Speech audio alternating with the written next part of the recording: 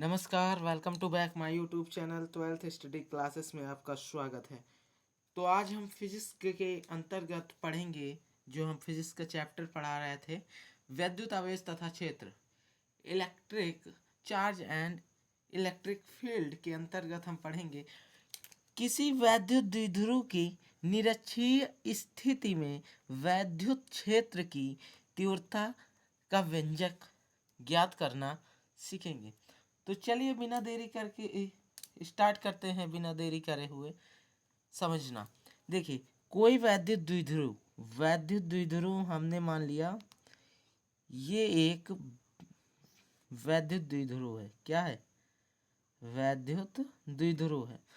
वैद्युत द्विध्रुव ये माइनस चार्ज और ये प्लस चार्ज, क्योंकि हमने पिछले लेक्चरों में आपको बता रखा है कि वैद्युत द्विध्रुव क्या होता है। दो समान परिणाम के आवेश तथा विषम यानी असमान प्रकृति के आवेश के बीच की अल्प दूरी को वैद्युत द्विध्रुव कहते हैं।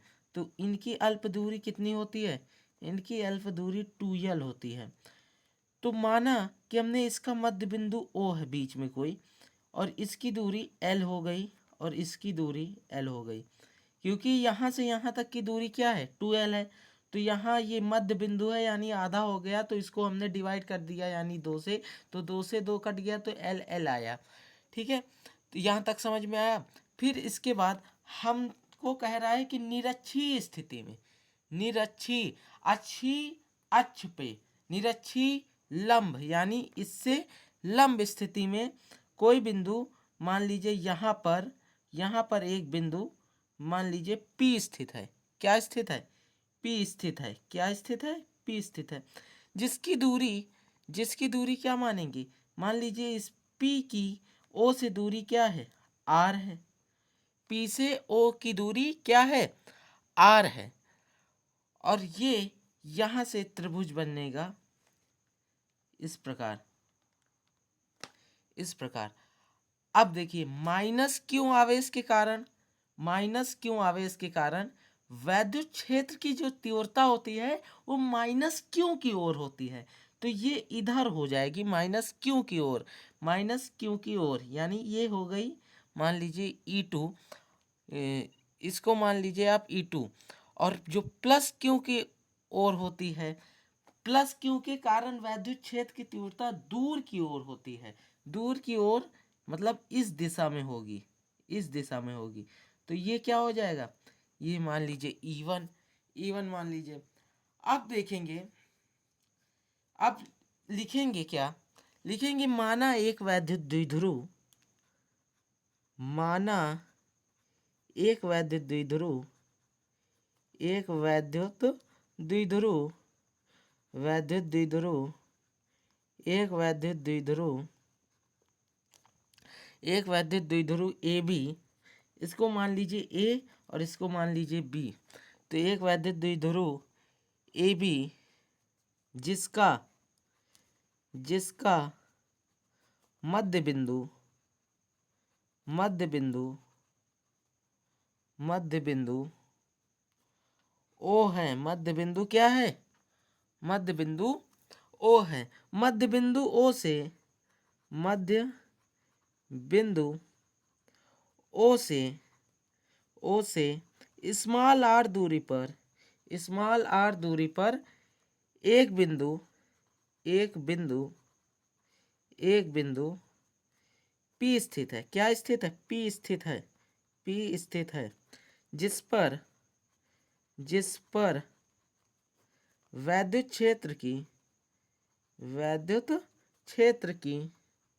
क्षेत्र की तीव्रता ज्ञात करनी है। क्या ज्ञात करनी है? तीव्रता ज्ञात करनी है। तीव्रता ज्ञात करनी है। तीव्रता ज्ञात करनी है। तो देखेंगे आगे। देखिए, माइनस क्यों आवेश के कारण वैद्युत क्षेत्र की तीव्रता, तो लिखेंगे माइनस क्यों आवेश के कारण वैद्युत क्षेत्र की तीव्रता, वैद्युत क्षेत्र की तीव्रता, माइनस क्यों आवेश के कारण वैद्युत क्षेत्र की तीव्रता। तो माइनस क्यू आवेश के कारण विद्युत क्षेत्र की, देखिए माइनस क्यू हमने माइनस क्यू आवेश के कारण विद्युत क्षेत्र की तीव्रता को हमने ई माना है। तो यहाँ लिखेंगे E2 is equal to E2 बराबर 1/4 पाई एप्सिलॉन नॉट क्यू, और आर यानी माइनस क्यू से पी बिंदु तक की दूरी। तो माइनस क्यू से पी बिंदु तक की दूरी क्या है, ये ए है और ये पी है, तो इसकी दूरी क्या हो जाएगी, ए पी का स्क्वायर, ये ए पी का स्क्वायर हो जाएगा। अब देखिए ए पी का स्क्वायर हो जाएगा।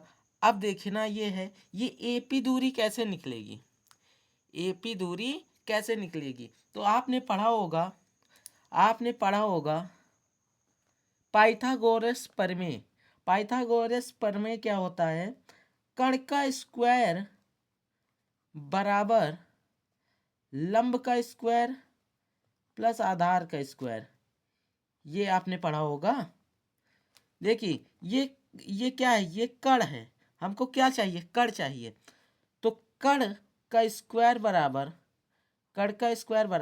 लंब क्या है, लंब हमारा क्या है, लंब हमारा है, क्या है लंब, जल्दी बोलिए, लंब क्या है, लंब हमारा आर है, यानी आर का स्क्वायर, और फिर प्लस आधार क्या है, आधार एल है, तो एल का स्क्वायर, यहाँ पे स्क्वायर लगा है, तो ये कण क्या है हमारा, कण ए पी है, तो ए पी बराबर क्या हो जाएगा, यहाँ पे स्क्वायर लगा है तो स्क्वायर इधर जाएगा तो अंडर रूट हो जाएगा, R square plus L square.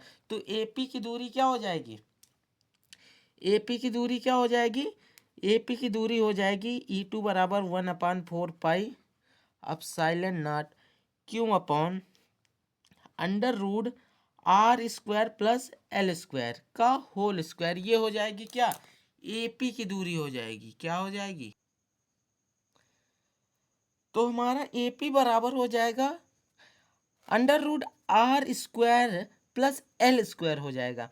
तो ये दूरी क्या हो जाएगी हमारी, ए पी क्या निकल के आई है, R square plus L square. देखिए ये भी समान है, इसका भी लंब समान है और इसका भी आधार समान है, तो कण भी तो इसका समान होगा, यानी ये भी दूरी क्या हो जाएगी, बीपी बराबर क्या हो जाएगा, R square plus L square. तो इसको हम क्या मान ले, समीकरण नंबर 1 मान ले, समीकरण 1। अब देखेंगे प्लस क्यों आवेश के कारण, प्लस क्यों आवेश के कारण, प्लस क्यों आवेश के कारण वैद्युत क्षेत्र की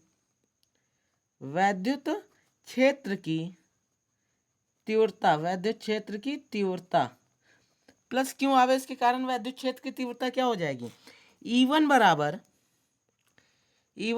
1/4 pi epsilon naught Q upon BP की दूरी, हमने क्या बताया, दूरी क्या है, बीपी है, बीपी का स्क्वायर होगा, तो बीपी की दूरी क्या दे रखा है यहाँ पे, बीपी की दूरी यहाँ पे R square plus L square दे रखा है, तो यहाँ पे क्या हो जाएगा, बीपी की दूरी हो जाएगी under root R square plus L square का होल स्क्वायर हो जाएगा। ये समीकरण नंबर क्या हो जाएगा, 2 हो जाएगा, समीकरण नंबर 2 हो जाएगा। अब आगे क्या होगा इसमें, देखिए आगे क्या होगा, तो एक चीज समझ लीजिए आप, जैसे कोई सदिश, आपने 11th में पढ़ा होगा सदिश विचलन, वेक्टर विचलन। जैसे कोई ये ऐसा त्रिभुज होता है, तो देखेंगे यहाँ पे जो, मान लीजिए ये थीटा है, तो ये मान लीजिए ई है कोई, तो यहाँ पे हो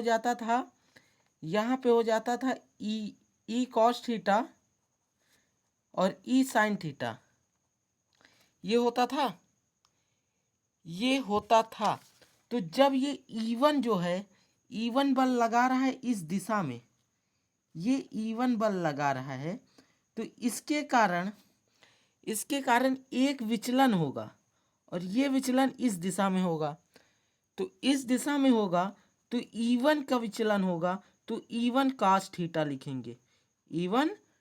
थीटा लिखेंगे, और एक विचलन सामने से नीचे की ओर आएगा, तो इसको क्या लिखेंगे, ये हो गया E1 E1 कॉस थीटा और ये हो जाएगा E2 cos theta, E2 cos theta.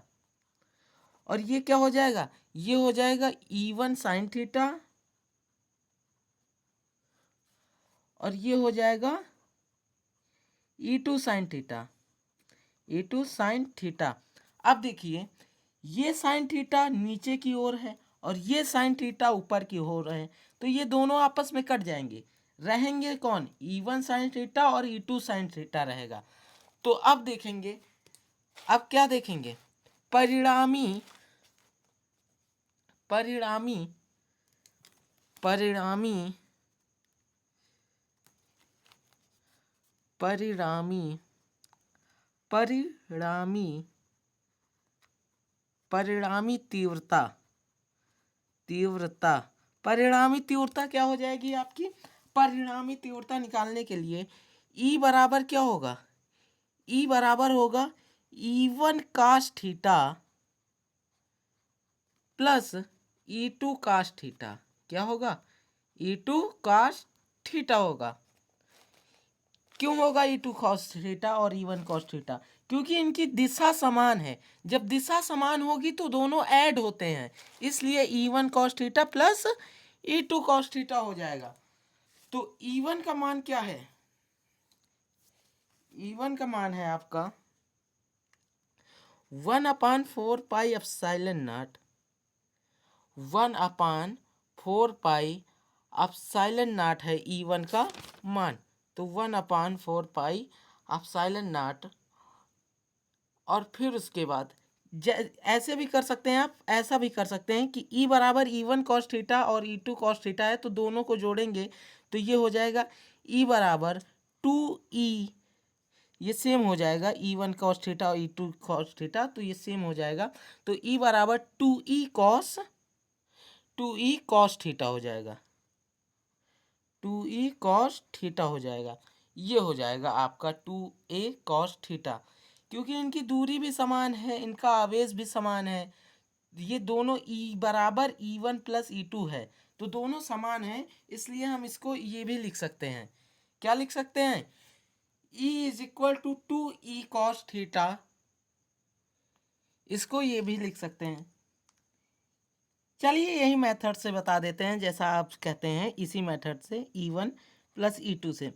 तो देखिए क्या हो जाएगा, E is equal to 1/4 pi epsilon naught, E1 का मान क्या है 1/4 pi epsilon naught Q upon R² plus L² का होल स्क्वायर, प्लस E2 का मान क्या दे रखा है, E2 का मान क्या दे रखा है 1/4 pi epsilon naught Q upon R² plus L² का होल स्क्वायर दे रखा है।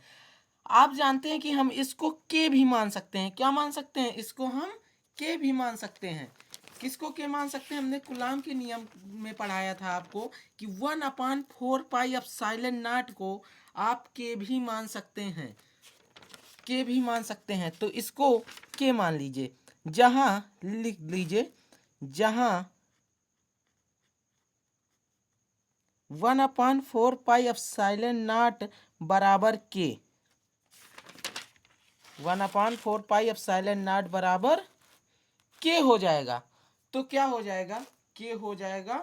तो उसके बाद क्या होगा, देखिए यहाँ पे जो था, यहाँ पे देखेंगे आप, तो यहाँ पे इनटू में कॉस थीटा था, कॉस थीटा, और यहाँ पे भी कॉस थीटा था, कॉस थीटा। तो ये क्या हो जाएगा, ये क्या हो जाएगा, तो ये हो जाएगा E बराबर देखिए वहाँ पे 1/4 पाई एप्सिलॉन नॉट को हमने के माना, तो यहाँ वहाँ पे दो 1/4 पाई एप्सिलॉन नॉट थे, तो यहाँ पे दो के क्यों अपान में R² plus L² into cos theta करेंगे, इंटू कॉस थीटा करेंगे। अब देखिए ये जो कॉस थीटा का मान है, ये कॉस थीटा का मान कैसे निकलेगा, ये कॉस थीटा का मान कैसे निकलता है। तो आप जानते हैं कि कॉस थीटा बराबर कॉस, आप जानते हैं कि कॉस थीटा बराबर होता है आधार बटे कण होता है। तो आप देखेंगे यहाँ पे जो है, यहाँ पे आधार क्या दे रखा है, एल दे रखा है। क्या दे रखा है, एल दे रखा है। और कण क्या निकाला है आपने, R square plus L square. तो कण क्या निकाला है आपने, R square plus L square. तो एल अपॉन में R square plus L square, ये हो जाएगा कण। ये कॉस थीटा का मान हो जाएगा। तो यहाँ पे लिखेंगे कॉस थीटा का मान, कॉस थीटा का मान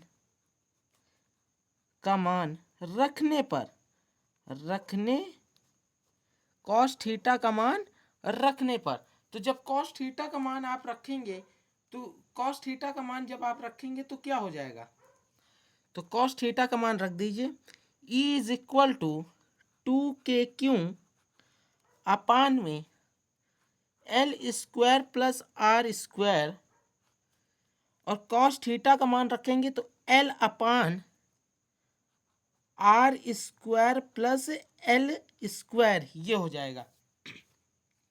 क्या हो जाएगा, R square plus L square. आगे देखेंगे E is equal to 2k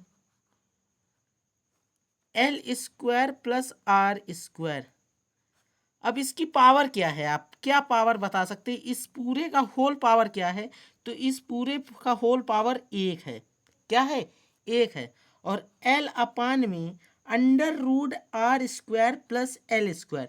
अब इसका जो होल पावर होगा वो कितना होगा, आप जानते कोई भी चीज़ अगर अंडर रूट में है तो वो आधी होती है। मतलब आधा, मतलब एक का आधा क्या हो जाएगा, 1/2। तो क्या हो जाएगा, 1/2 हो जाएगा। आप जानते हैं कि गुणे में घातें क्या होती हैं, जुड़ती हैं। क्या होता है, जुड़ती हैं। तो यहाँ पे जोड़ेंगे जब घातें, तो E बराबर 2k, और यहाँ पे ये L है तो ये इनटू में आ जाएगा L अपान में क्या हो जाएगा, ये एक घात है और ये 1/2 है। तो जब इनको आप जोड़ेंगे, यहाँ पे देख लिखते हैं आप, जब इनको आप जोड़ेंगे 1 प्लस 1/2, तो 2 एकम 2 प्लस 1/2, तो बराबर 3/2 हो जाएगी। क्या हो जाएगी, 3/2 घात हो जाएगी। तो R square L square plus R square का होल पावर कितना हो जाएगी, 3/2 हो जाएगा। क्या हो जाएगा, 3/2 हो जाएगा। अब आपको हमने जिस प्रकार अच्छी स्थिति में बताया था कि आर की अपेक्षा एल बहुत ही छोटा है। देखिए आप यहाँ से समझिए, एल जो है इतना सा है, सिर्फ यहाँ से लेके यहाँ तक है, और आर जो है यहाँ से लेके यहाँ तक है। तो एल जो है वो छोटा है और आर जो है वो बहुत ही बड़ा है। तो आर की तुलना में एल बहुत ही छोटा है। तो लिखेंगे चूंकि आर की अपेक्षा आर की अपेक्षा एल बहुत ही छोटा है, बहुत ही छोटा है, इसलिए एल को नगण्य के समान मानने पर नगण्य का अर्थ होता है 0 के बराबर। क्या होता है अर्थ, 0 के बराबर, यानी 0 के बराबर। तो आप यहाँ पे लिख सकते हैं कि R जो है वो बहुत बहुत बहुत ही बड़ा है L से। तो L is equal to L lump sum मतलब लगभग 0 के ही बराबर है। तो यहाँ पे क्या कर देंगे आप, L बराबर क्या कर देंगे, 0 कर देंगे। तो E बराबर जो हो जाएगा 2k L हो जाएगा, और अपान में क्या हो जाएगा, एल को हमने 0 मान लिया, तो ये हो जाएगा आर स्क्वायर की पावर 3/2। अब ये 2 से ये 2 कट गया। अब कोई बोलेगा कि ऐसे कैसे काट दिया, तो देखिए यहाँ पे क्या लिखा हुआ है, यहाँ पे लिखा है 2 KQL अपान में आर स्क्वायर की पावर 3/2 लिखा है। अब देखिए ये सॉल्व करोगे तो क्या होगा, ये होगा एल स्क्वायर इंटू 3/2, 3/2 हुआ, तो ये 2 से 2 कट जाएगा क्योंकि ये गुणे में है और ये भाग में है, इसलिए हमने यहाँ पे डायरेक्ट 2 से 2 काट दिया। तो यहाँ पे क्या हो जाएगा, E इज इक्वल टू क्या हो जाएगा, E इज इक्वल टू हो जाएगा 2KQL अपान में R³ हो जाएगा। क्या हो जाएगा, R³। अब देखिए यहाँ से क्या हो जाएगा, यहाँ से क्या हो जाएगा, के को तो हमने माना था 1/4πε0 माना था, तो यहाँ पे 1/4πε0 के का मान रख देंगे, और फिर यहाँ पे 2QL अपान में R³ हो जाएगा। हमको पता है कि वैद्युत द्विध्रुव आघूर्ण बराबर वैद्युत द्विध्रुव आघूर्ण बराबर P बराबर होता है 2QL। P बराबर क्या होता है, 2QL। तो जहां पे ये है वहां पे हम क्या रख सकते हैं, P रख सकते हैं। तो क्या हो जाएगा यहाँ पे हो जाएगा E is equal to 1/4πε0 P/R³। क्या हो जाएगा, P/R³। यही हमारा निरक्षीय स्थिति में का व्यंजक हो जाएगा। यही क्या हो जाएगा, निरक्षीय स्थिति में वैद्युत क्षेत्र की तीव्रता का व्यंजक होगा। तो ये हमने प्रूव कर दिया कि ये व्यंजक होगा, ये हमने प्रूव्ड कर दिया। तो वीडियो अच्छा लगा हो तो लाइक और सब्सक्राइब कीजिए। मिलते हैं अगले क्लास में। इसके आगे का टॉपिक होने वाला है, एक समान बाह्य वैद्युत क्षेत्र में रखे वैद्युत द्विध्रुव को घुमाने में किया गया बल युग्म का आघूर्ण, यानी किया गया कार्य या बल युग्म का आघूर्ण। तो अगला भी डेरिवेशन इम्पॉर्टेंट है और ये भी डेरिवेशन इम्पॉर्टेंट है, तो इसको जरूर से जरूर आप लोग तैयार कर लीजिएगा। धन्यवाद।